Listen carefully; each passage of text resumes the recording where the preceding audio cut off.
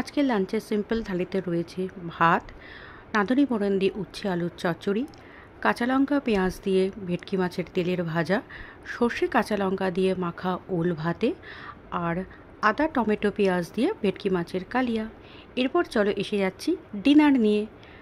ডিনারে আজকে বানিয়েছি খুবই সিম্পল আর হেলদি মেথি রসুন চিকেন, মানে গার্লিক মেথি চিকেন।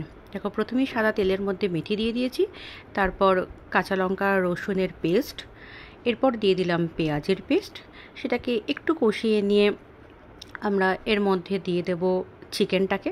দিয়ে দিলাম এখন চিকেন, 1 কেজি চিকেনে আমি রান্না করছি এটা। চিকেনটাকে একটু এর সাথে কষিয়ে নিয়ে দিয়ে দিলাম লবণ।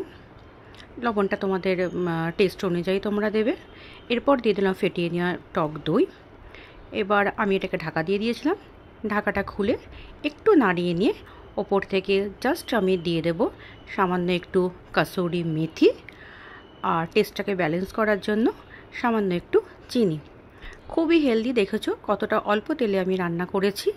এই রেসিপিটা তোমরা যে কেউ ওয়েট লস জার্নিতে খেতে পারো।